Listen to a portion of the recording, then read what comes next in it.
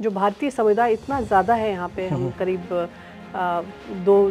2 million से ऊपर लोग यहाँ पे भारतीय समुदाय के रहते हैं। फ्लाइट्स बंद हो चुकी थी, हम लोग ने स्पेशल फ्लाइट्स जो वंदे भारत मिशन आपको याद होगा, वो तो हम लोग को तो एयरपोर्ट तक जाना पड़ता था, मेडिकल टेस्ट कराने पड़ते थे, तो उस तरह का काम। प्लस जैसे पेरेंट्स आए, उनकी दवा का प्रिस्क्रिप्शन नहीं है यहाँ पे, तो दवा कैसे मिलेगी।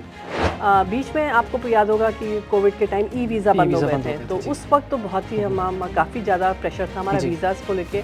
800-900 वीज़ा पर डे आ रहे थे हमारे, खाली हमारे जुरिसडिक्शन के। यहाँ से जो बहुत सारे लोग हैं वो भारत में अपना जो निवेश करना चाहते हैं, इन्वेस्टमेंट वहाँ पे चाहते हैं, तो बीइंग अ जनरल काउंसलेट आप कैसे एडवाइस कर सकते हैं कि किस बिज़नेस में वहाँ पे अगर वो पैसा लगाते हैं क्या वो सेफ़ है और कौन से बिज़नेस में लगाया जाए? इंडिया में करीब $70 बिलियन का इन्वेस्टमेंट किया है लास्ट 7-8 साल में। जैसे अभी आपने बताया कि जो बॉडी है उसे वापस इंडिया भेजना है, तो वो एक जैसे गो फंड मी है, उसमें बहुत सारे फ्रॉड केसेस भी हमें देखने को मिलता है। तो उसमें अगर किसी के साथ ऐसा हो जाता है तो वो भारतीय सरकार से या इस ऑफिस से कैसे सहायता प्राप्त कर सकते हैं? अगर आपके पास पैसे नहीं है या आपके परिवार के पास पैसे नहीं है, क्योंकि करीब $10-11 हज़ार लगते हैं आराम से एक बॉडी भेजने में,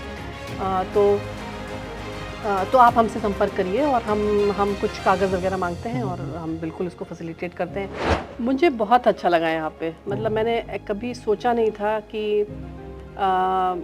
इतना ज़्यादा कम्युनिटी इतनी एक्टिव होगी यहाँ पे कुछ अलग तरह के एलिमेंट्स भी हैं, वो तो आप जैसे पता है। बट कनाडा ही ऐसा देश है जहाँ 19 मेंबर ऑफ पार्लियामेंट हैं इंडियन ओरिजिन के, 3 आपके मंत्री हैं आपके इंडियन ओरिजिन के। ओंटारियो में देखिए तो आप कम 5 या 6 MPPs हैं, 1 मिनिस्टर है, और भी विनिपेग में भी मैंने देखा है कि 2-3 MLAs हैं।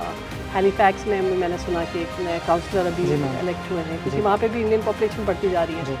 The most populous country now, 5th largest economy है, 3rd लार्जेस्ट इकोसिस्टम है। डिजिटल इकोनॉमी में देखिए तो किस तरह से 41% ऑफ ऑल डिजिटल पेमेंट, जितना भी डिजिटल पेमेंट है वो इंडिया में हो रहा है वर्ल्ड का। तो वो सब आप लोग अगर बताएं लोगों को, यहाँ के लोगों को। देशों विदेशों में द पंजाब टॉक्स देख रहे सारे ही दर्शकों का तहे दिल से मैं हरमन स्वागत करता हूं। नमस्कार। भारत से बाहर जहां जहां भी भारतीय समुदाय मौजूद है, वहां वहां भारत का प्रतिनिधित्व करने के लिए हमारे बहुत से IFS ऑफिसर्स, हमारे बहुत से ब्यूरोक्रेसी से ऑफिसर्स मौजूद हैं।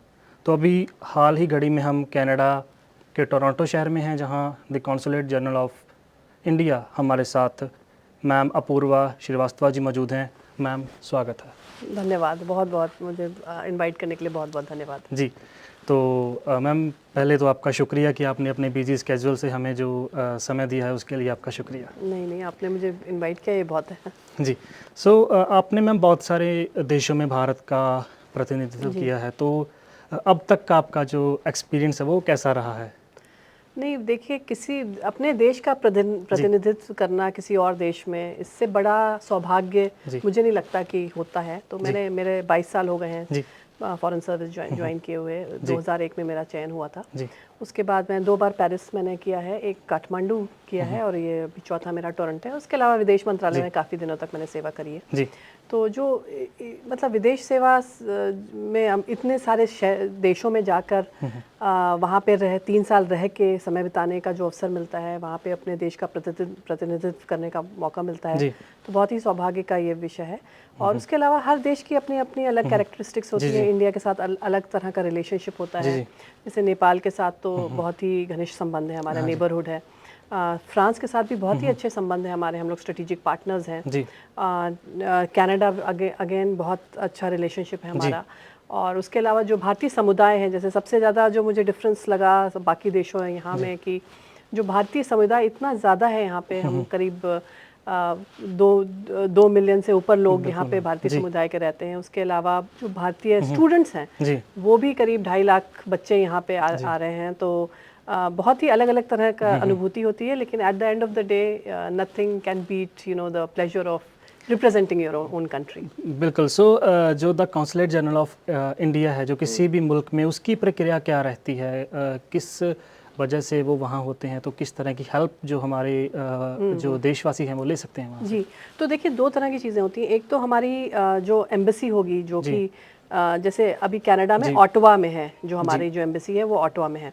काउंसलेट जनरल उन जगहों पे होता है जहाँ पे जैसे या तो कम्युनिटी ज़्यादा होती है या फिर जो व्यापारिक संबंध होते हैं वो काफ़ी ज़्यादा रहते हैं। तो क्योंकि एम्बेसी हर जगह नहीं हो जाती, तो वहाँ पे काउंसलेट जनरल हैं। तो हमारी एक एम्बेसी ऑटोवा में है जो मेन है, जो गवर्नमेंट के साथ रिलेशंस देखती है, और हम लोग 2 कॉन्सुलेट्स हैं यहाँ पे, एक वैंकूवर में, एक टोरंटो में है। तो टोरंटो में मेरा जो है क्षेत्र है वो है, मैं मैनीटोबा से लेके अटलांटिक्स तक है। तो मैनीटोबा, ओंटारियो, कुछ पार्ट जो HCI ऑटवा देखता है, क्यूबेक का भी कुछ पार्ट HCI ऑटवा देखता है, बाकी क्यूबेक सिटी मेरे पास है, और प्लस ये जो 4 अटलांटिक प्रोविंसेस हैं वो हमारे जुरिस्डिक्शन में आती है।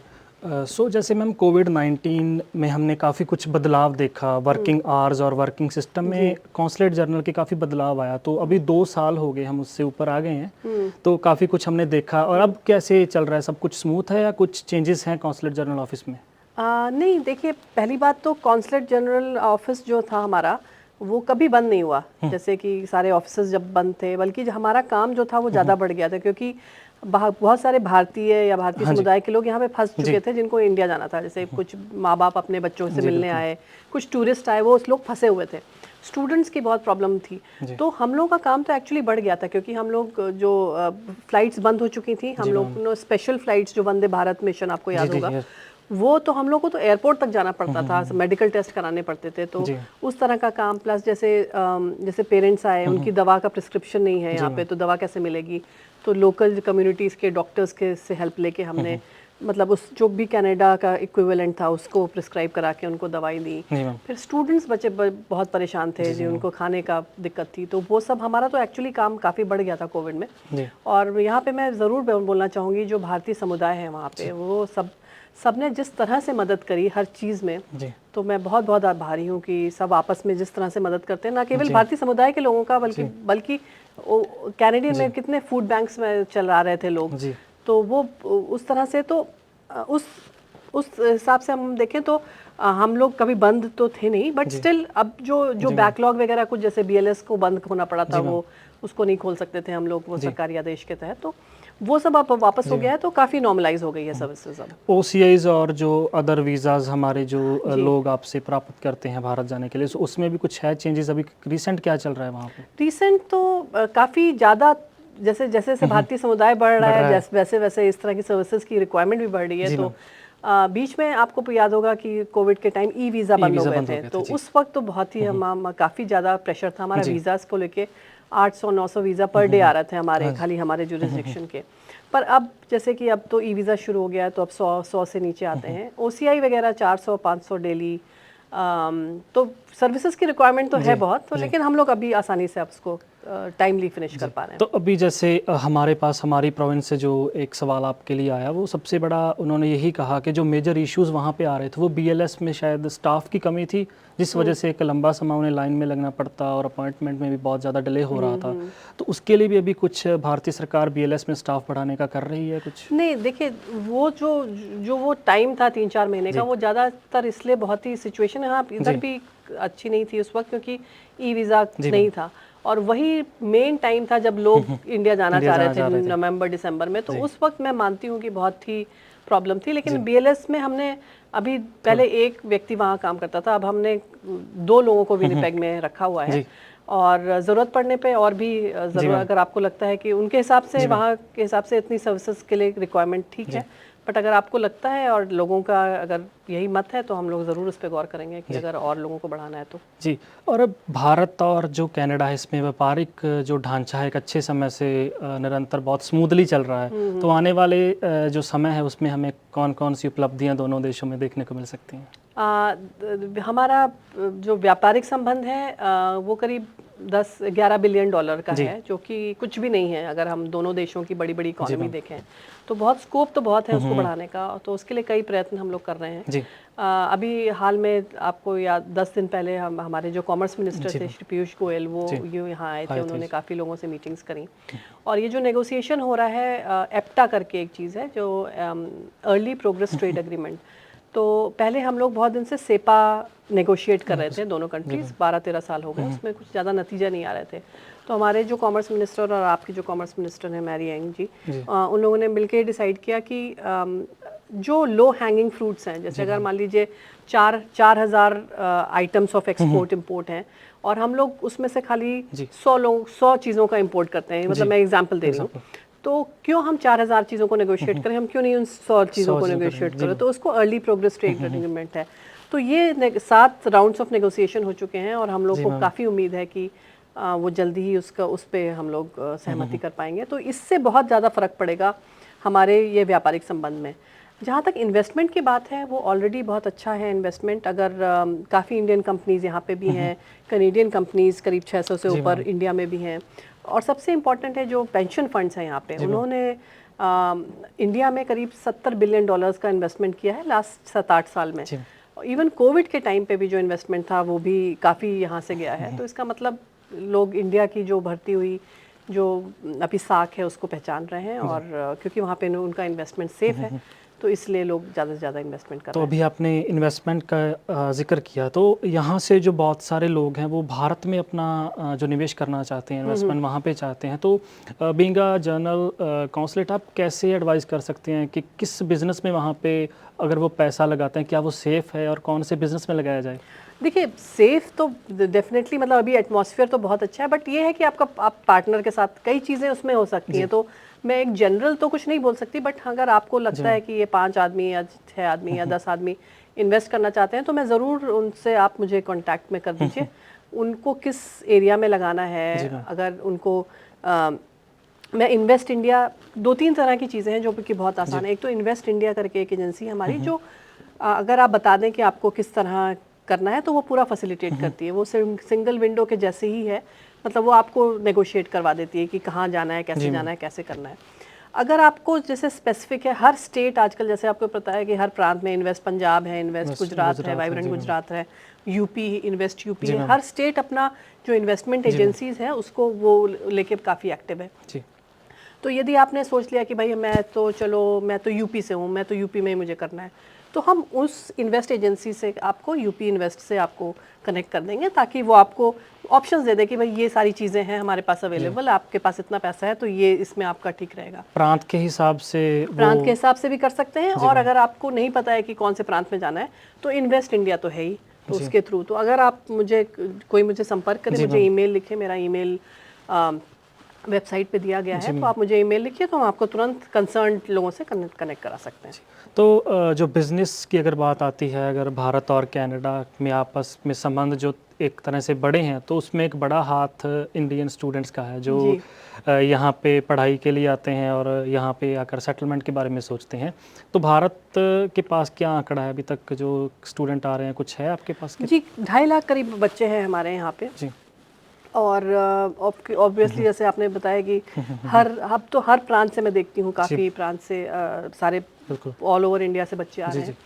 पहले गुजरात और पंजाब से ज़्यादा आते थे, पर अब मैं देखती हूँ साउथ इंडिया से भी काफ़ी आ रहे हैं, कुछ यूपी से भी मैंने देखा, अलग अलग मध्य प्रदेश से भी मैं देख रही हूँ। तो ये बड़ी अच्छी बात है कि पूरे देश से आ रहे हैं। दूसरी बात है कि ये बच्चे, हमारा एज भारतीय समुदाय को मैं आह्वान करना चाहूँगी कि ये बच्चे जब शुरू में आते हैं, तो आपको पता है कि इंडिया में जब आप 12th तक रहते हैं तो आप कुछ काम नहीं करते, आपको घर में पढ़ाई कर रहे हो तो सब कुछ जाके, और यहाँ पे अचानक आके बच्चों को डिफरेंट एटमॉस्फेयर, फैमिली नहीं है, फ्रेंड्स नहीं है, सारा काम खुद करना है, कुछ को तो कमा के फीस भी देनी है, तो बहुत प्रेशर होता है और काफ़ी सुसाइड केसेस सामने आ रहे हैं।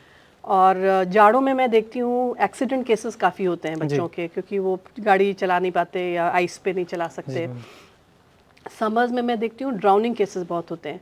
तो मैं आप सभी से एक अनुरोध करूँगी कि जब बच्चे आएँ तो आप लोग एज अ कम्युनिटी उसको जितना भी उनको वेलकम फील करा सकें, जितना उनको गाइड कर सकें, जितना उनको मेंटली, मतलब उनका जो मेंटल हेल्थ है उसको, मतलब उसके लिए उनको फेस्टिवल्स में बुलाएं, उनको हेल्प करें, उनको मतलब खाना वाना का भी, घर का खाना खाने का मन हो तो उस तरह से।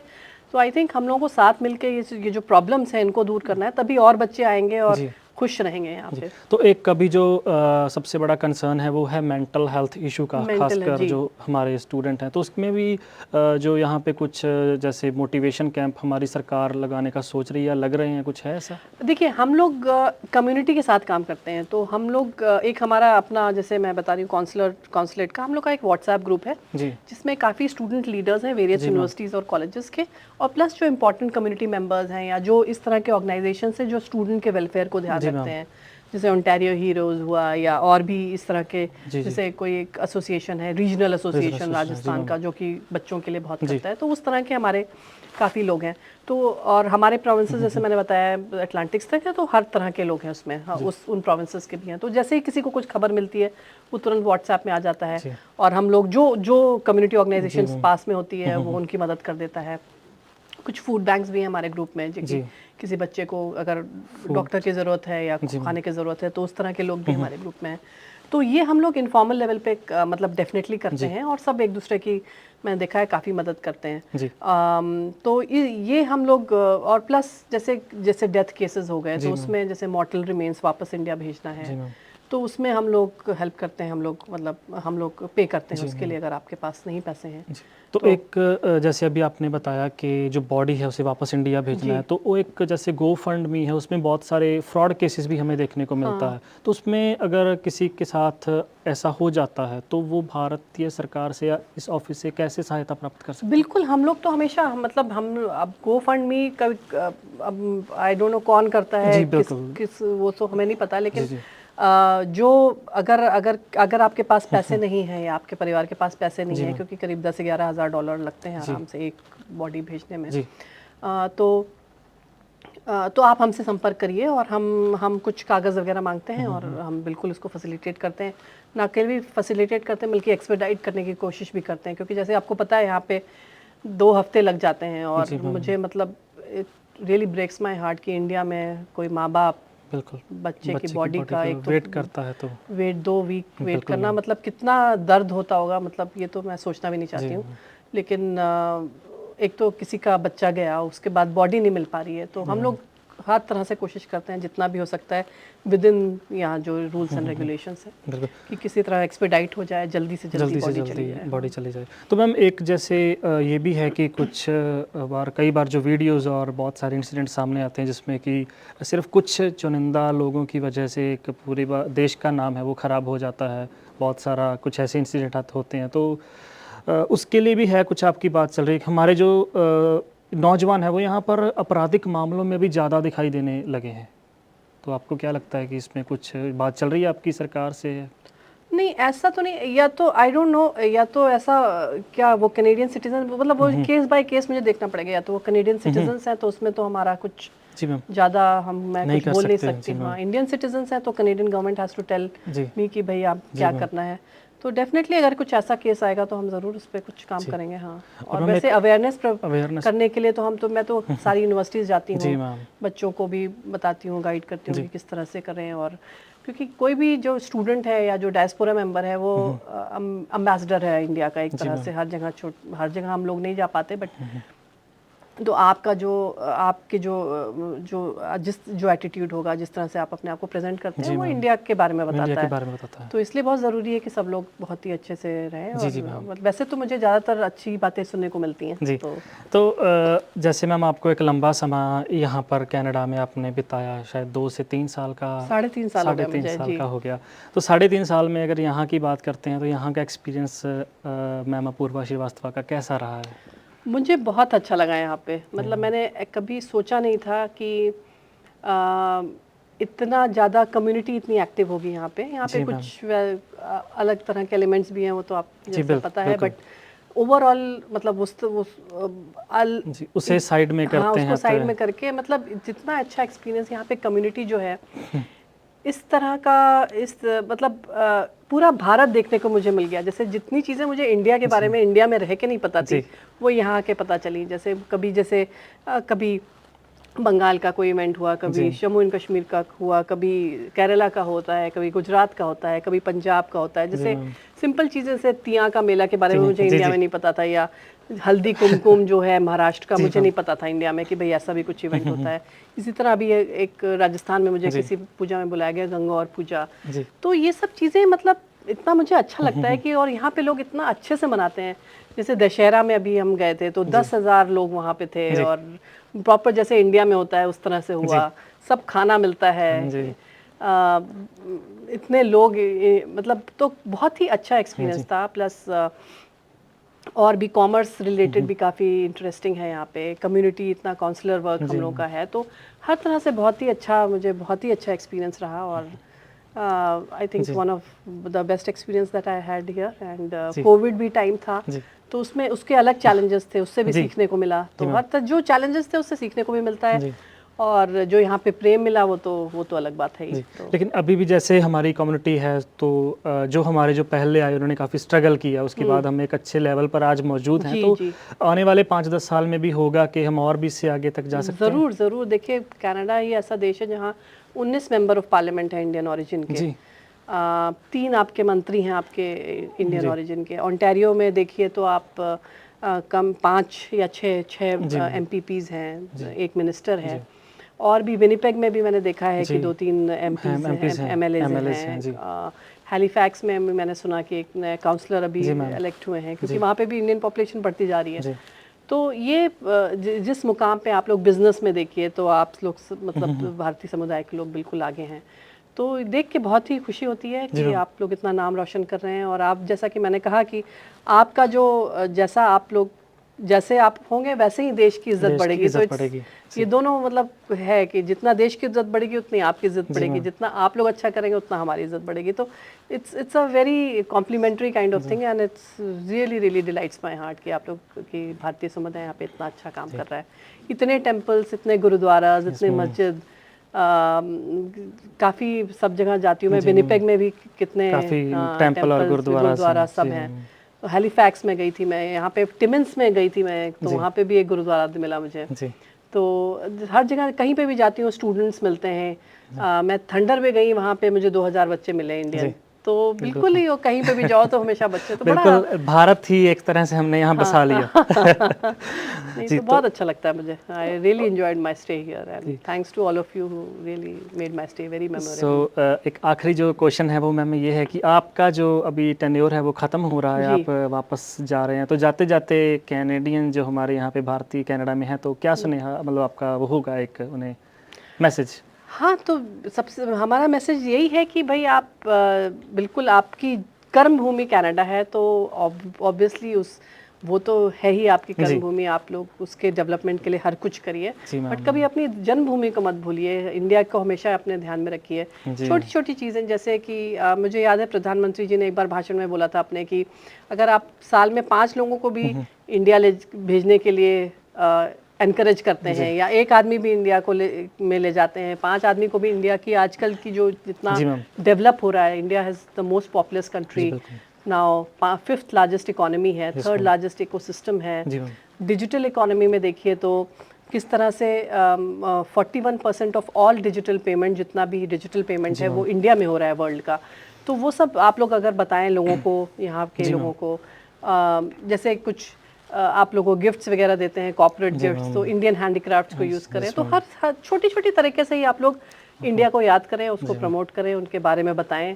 तो और हमेशा मतलब इंडिया बीच बीच में जाते रहें, बच्चों को बताएं, सबसे इम्पोर्टेंट है कि अपने ट्रेडिशंस, उनको अपने ट्रेडिशंस, अपने कल्चर के बारे में बताएं, और बीच बीच में ले भी जाएं इंडिया, ताकि तो यही है मेरा तो यही संदेश रहेगा कि always remember India even in a small way। जी, always remember India। आप दुनिया के किसी भी कोने में मौजूद हैं तो सबसे बड़ी बात है कि आपका हर एक काम भारत के लिए होना चाहिए, भारत की शान के लिए होना चाहिए। सो मैम हमारे साथ अपूर्वा श्रीवास्तव जी थे, तो आपका बहुत शुक्रिया, आपने समा हमें जो दिया है उसमें हमने बहुत सारी बातें जो डिस्कस की हैं। मैम बहुत आपका धन्यवाद। धन्यवाद मुझे यहाँ बुलाने के लिए, और आपको बहुत बहुत धन्यवाद। हाँ जी, शुक्रिया। सो द पंजाब टॉक्स आप देखते रहिए, हमारे अगले कार्यक्रम के साथ बने रहें। धन्यवाद। ਜਦੋਂ ਯੂਐਸ ਅਤੇ ਕੈਨੇਡਾ ਵਿਚਕਾਰ ਸਰਹੱਦ ਪਾਰ ਸ਼ਿਪਿੰਗ ਦੀ ਗੱਲ ਆਉਂਦੀ ਹੈ ਤਾਂ ਤੁਹਾਨੂੰ ਲੋੜ ਹੈ ਅਜਿਹੀ ਕੰਪਨੀ ਦੀ ਜਿਸ ਤੇ ਤੁਸੀਂ ਭਰੋਸਾ ਕਰ ਸਕੋ, ਜਿਸ ਕੋਲ ਕੰਮ ਨੂੰ ਸਹੀ ਢੰਗ ਨਾਲ ਕਰਨ ਦਾ ਅਨੁਭਵ, ਮੁਹਾਰਤ ਅਤੇ ਸਰੋਤ ਹੋਣ। ਤੁਹਾਨੂੰ ਲੋੜ ਹੈ ਫੋਰਟਰੈਕਸ ਦੀ। ਉੱਤਰੀ ਅਮਰੀਕਾ ਵਿੱਚ ਪ੍ਰਮੁੱਖ ਕ੍ਰਾਸ ਬਾਰਡਰ ਟਰੱਕਿੰਗ ਲਈ ਸਭ ਤੋਂ ਭਰੋਸੇਮੰਦ ਅਤੇ ਤਜਰਬੇਕਾਰ ਕੰਪਨੀ। ਸਤਿ ਸ਼੍ਰੀ ਅਕਾਲ ਜੀ, ਵੈਲਕਮ ਟੂ ਫੋਰਟਰੈਕਸ, ਤੁਹਾਡੀ ਆਪਣੀ ਨਾਰਥ ਅਮਰੀਕਾ ਵਾਈਡ ਕੰਪਨੀ। ਫੋਰਟਰੈਕਸ ਤੁਹਾਨੂੰ ਪ੍ਰੋਵਾਈਡ ਕਰਦੀ ਹੈ ਕੈਨੇਡਾ ਵਾਈਡ ਅਤੇ ਕ੍ਰਾਸ ਬਾਰਡਰ ਟਰਾਂਸਪੋਰਟ ਸਰਵਿਸਿਜ਼, ਜਿੱਥੇ ਕਿ ਡੈਡੀਕੇਟਿਡ ਰਨਸ ਕੈਲੀਫੋਰਨੀਆ ਤੇ ਟੈਕਸਸ ਦੇ ਨਾਲ ਕੈਨੇਡਾ ਵਾਈਡ ਫਲੈਕਸੀਬਲ ਵਰਕ ਵੀ ਪ੍ਰੋਵਾਈਡ ਕੀਤਾ ਜਾਂਦਾ ਹੈ। ਸਾਡੀ ਡਿਸਪੈਚ ਟੀਮ ਕੰਜ਼ਿਊਮਰ ਅਤੇ ਕਸਟਮਰ ਦੋਨਾਂ ਲਈ ਹੀ 24 ਆਵਰ ਕੰਮ ਕਰਦੀ ਹੈ ਅਤੇ ਇਸੇ ਦੇ ਨਾਲ ਹੀ 24 ਆਵਰ ਰੋਡ ਸਾਈਡ ਅਸਿਸਟੈਂਸ ਸਾਡੇ ਡਰਾਈਵਰ ਵੀਰਾਂ ਵਾਸਤੇ ਉਪਲਬਧ ਕੀਤੀ ਜਾਂਦੀ ਹੈ, ਜਿੱਥੇ ਕਿ ਯਾਰਡ ਦੇ ਵਿੱਚ ਹੀ ਤੁਹਾਨੂੰ ਸਕੇਲ, ਕ੍ਰਾਸਟਾਕ ਅਤੇ ਫਿਊਲ ਸਟੇਸ਼ਨ ਦੀਆਂ ਸਰਵਿਸਿਜ਼ ਪ੍ਰੋਵਾਈਡ ਕੀਤੀਆਂ ਜਾਂਦੀਆਂ ਹਨ। ਤੁਹਾਡਾ ਸਮਾਨ, ਪਿਆਰ ਤੇ ਵਿਸ਼ਵਾਸ ਕਿੰਨਾ ਜ਼ਿਆਦਾ ਕੀਮਤੀ ਹੈ, ਇਸ ਗੱਲ ਨੂੰ ਫੋਰਟਰੈਕਸ ਚੰਗੀ ਤਰ੍ਹਾਂ ਸਮਝਦਾ ਹੈ ਅਤੇ ਅਸੀਂ ਇਸ ਨੂੰ ਬਹੁਤ ਸਾਵਧਾਨੀ ਤੇ ਧਿਆਨ ਨਾਲ ਤੁਹਾਡੇ ਆਪਣਿਆਂ ਤੱਕ ਪਹੁੰਚਾਉਂਦੇ ਹਾਂ। ਸਾਡੀ ਆਧੁਨਿਕ ਟਰੈਕਿੰਗ ਟੈਕਨੋਲੋਜੀ ਦੀ ਮਦਦ ਨਾਲ ਤੁਸੀਂ ਆਪਣੀ ਸ਼ਿਪਮੈਂਟ ਨੂੰ ਟਰੈਕ ਕਰ ਸਕਦੇ ਹੋ। ਇਸ ਲਈ ਭਾਵੇਂ ਮੰਜ਼ਿਲ ਕਿੰਨੀ ਹੀ ਦੂਰ ਕਿਉਂ ਨਾ ਹੋਏ, ਫੋਰਟਰੈਕਸ ਤੁਹਾਡਾ ਪਿਆਰ ਤੁਹਾਡੇ ਆਪਣਿਆਂ ਤੱਕ ਪਹੁੰਚਾਉਣ ਲਈ ਹੈ ਹਮੇਸ਼ਾ ਤਿਆਰ। ਅੱਜ ਹੀ ਸਾਡੀ ਡਰਾਈਵਰਾਂ, ਵੇਅਰਹਾਊਸਾਂ ਅਤੇ ਲੌਜਿਸਟਿਕ ਮਾਹਿਰਾਂ ਦੇ ਵਿਆਪਕ ਨੈਟਵਰਕ ਨਾਲ ਜੁੜੋ ਤੇ ਆਪਣੇ ਕਾਰੋਬਾਰ ਨੂੰ ਉਚੇਰੇ ਪੱਧਰ ਤੇ ਲੈ ਜਾਓ। ਫੋਰਟਰੈਕਸ ਤੁਹਾਡਾ ਭਰੋਸਾ ਹਮੇਸ਼ਾ ਬਰਕਰਾਰ ਰੱਖਦੀ ਆਈ ਹੈ ਤੇ ਹਮੇਸ਼ਾ ਰੱਖੇਗੀ। ਹੋਰ ਜਾਣਨ ਲਈ ਅੱਜ ਹੀ ਸਾਡੇ ਨਾਲ ਸੰਪਰਕ ਕਰੋ।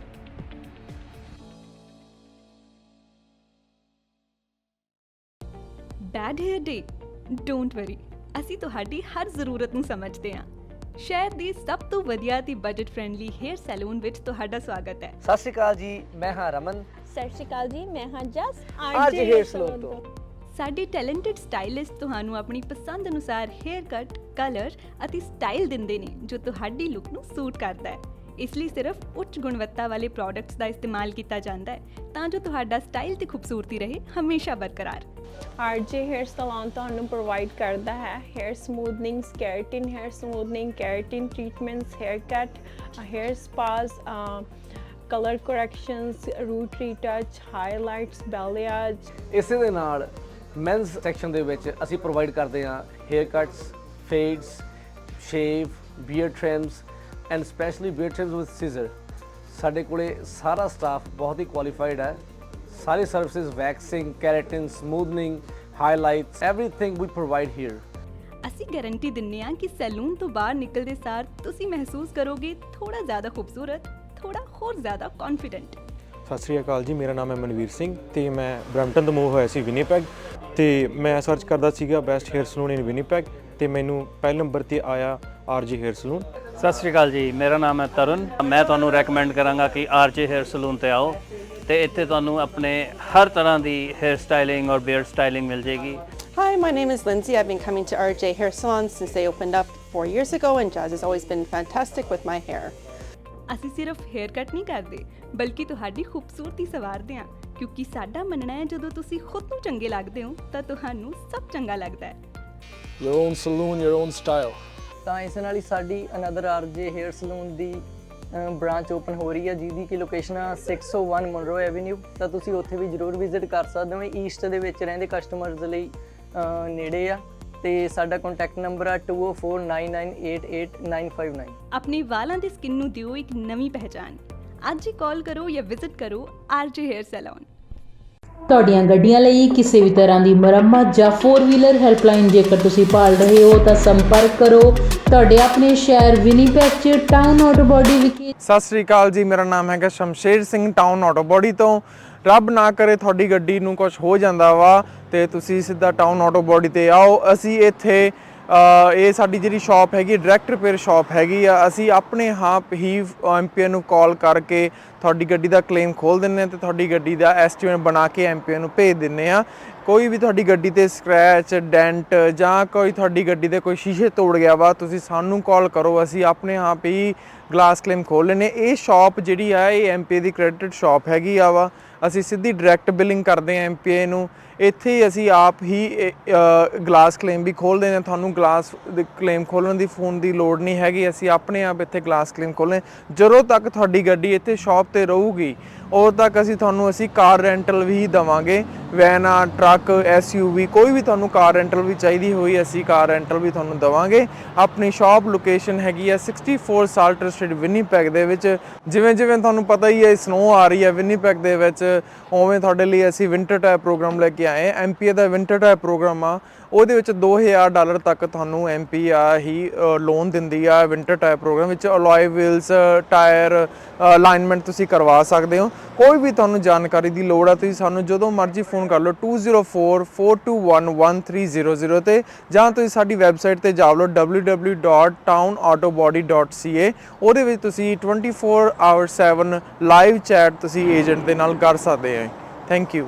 ਹਾਂਜੀ, ਸਤਿ ਸ੍ਰੀ ਅਕਾਲ ਜੀ। ਮੇਰੀ ਗੱਡੀ ਦਾ ਇੱਥੇ ਇੱਕ ਡੈਂਟ ਜਿਹਾ ਪੈ ਗਿਆ ਸੀਗਾ। ਉਸ ਤੋਂ ਬਾਅਦ ਮੈਂ ਇਹਨਾਂ ਕੋਲ ਟਾਊਨ ਆਟੋਬੋਡੀ ਵਾਲਿਆਂ ਕੋਲ ਆਇਆ ਤੇ MPI ਤੋਂ ਕਲੇਮ ਲੈਣ ਤੋਂ ਬਾਅਦ ਇਹਨਾਂ ਕੋਲ ਗੱਡੀ ਆਪਾਂ ਨੇ ਰੱਖ ਦਿੱਤੀ ਤੇ ਥੋੜੀ ਦਿਨਾਂ ਦੇ ਵਿੱਚ ਇਹਨਾਂ ਨੇ ਗੱਡੀ ਮੇਰੀ ਪੂਰੀ ਚੰਗੀ ਤਰ੍ਹਾਂ ਮੁਕੰਮਲ ਕਰਕੇ ਸਹੀ ਕਰਕੇ ਦੇ ਦਿੱਤੀ ਹੈ ਤੇ ਨਾਲ ਦੀ ਨਾਲ ਇਹਨਾਂ ਨੇ ਗੱਡੀ ਦੀ ਮੇਰੀ ਦੀ ਡਿਟੇਲਿੰਗ ਵੀ ਕਰਤੀ, ਧੋਤੀ ਤੇ ਗੱਡੀ ਪੂਰੀ ਲਿਸ਼ਕਾਤੀ ਤੇ ਬਹੁਤ ਵਧੀਆ ਜਿਹੜੀ ਆ ਕਸਟਮਰ ਸਰਵਿਸ ਵੀ ਦਿੰਦੇ ਨੇ। ਤੇ ਜੇਕਰ ਤੁਹਾਨੂੰ ਉਸ ਟਾਈਮ ਤੇ ਜੇਕਰ ਤੁਹਾਡੀ ਗੱਡੀ ਖਰਾਬ ਹੋਈ ਹੈ ਤੇ ਕੋਈ ਰੈਂਟਲ ਗੱਡੀ ਤੁਸੀਂ ਚਲਾਉਣ ਨੂੰ ਲੈਣੀ ਹੈ ਤੇ ਉਹ ਵੀ ਜਿਹੜੀ ਹੈ ਤੁਹਾਨੂੰ ਪ੍ਰੋਵਾਈਡ ਕਰ ਦਿੰਦੇ ਨੇ। ਮੈਂ ਤੁਹਾਨੂੰ ਹਾਈਲੀ ਰਿਕਮੈਂਡ ਕਰਾਂਗਾ ਵਿਨੀਪੈਗ ਏਰੀਆ ਦੇ ਵਿੱਚ ਜਾਂ ਤੁਸੀਂ ਕਿਸੇ ਹੋਰ ਲਾਗ ਪਾਸ ਦੇ ਏਰੀਆ ਦੇ ਵਿੱਚ ਤੁਹਾਡੀ ਗੱਡੀ ਆ ਖਰਾਬ ਹੁੰਦੀ ਹੈ, ਤੁਸੀਂ ਇਹਨਾਂ ਕੋਲ ਪਹੁੰਚੋ ਤੇ ਬਹੁਤ ਹੀ ਵਧੀਆ ਸਰਵਿਸ ਤੇ ਜਲਦੀ ਜਿਹੜੀ ਤੁਹਾਨੂੰ ਆ ਤੁਹਾਡੀ ਗੱਡੀ ਚਲਦੀ ਕਰਕੇ ਦੇ ਦਿੰਦੇ ਨੇ। Thank you ji. ਸਰਵਿਸ ਦਾ ਲਾਭ ਉਠਾਉਣ ਲਈ ਹੁਣੇ ਕੰਟੈਕਟ ਕਰੋ Town Autobody 64 Salter Street Winnipeg MB Canada Manitoba. ਸਾਡਾ ਕੰਟੈਕਟ ਨੰਬਰ ਹੈ +1204 421 1300।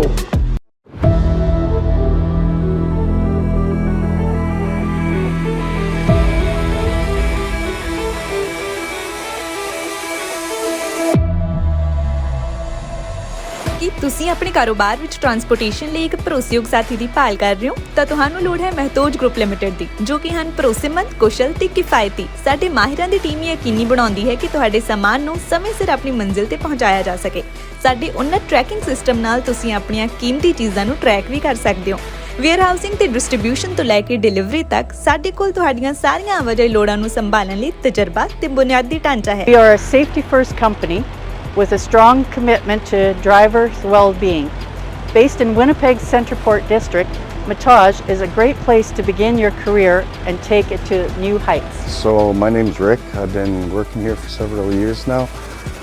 Mostly what we do inside the shop is we do lots of safeties, lots of repairs, brake jobs, and lots of warranty work on the Freightliners. We do lots of servicing inside the shop, trucks, trailers, lots of lighting problems and stuff like that. Logistics ਨੂੰ ਆਪਣੇ ਕਾਰੋਬਾਰ ਨੂੰ ਰੋਕਣ ਨਾ ਦਿਓ। ਸਾਨੂੰ ਭਾਰੀ lifting ਨੂੰ ਸੰਭਾਲਣ ਦਿਓ ਤਾਂ ਜੋ ਤੁਸੀਂ ਧਿਆਨ ਕੇਂਦਰਿਤ ਕਰ ਸਕੋ ਆਪਣੇ ਕਾਰੋਬਾਰ ਤੇ।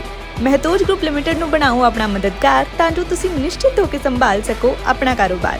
ਸਕਰੀਨ ਤੇ ਦਿੱਤੇ ਨੰਬਰਾਂ ਉੱਤੇ ਅੱਜ ਹੀ ਸੰਪਰਕ ਕਰੋ।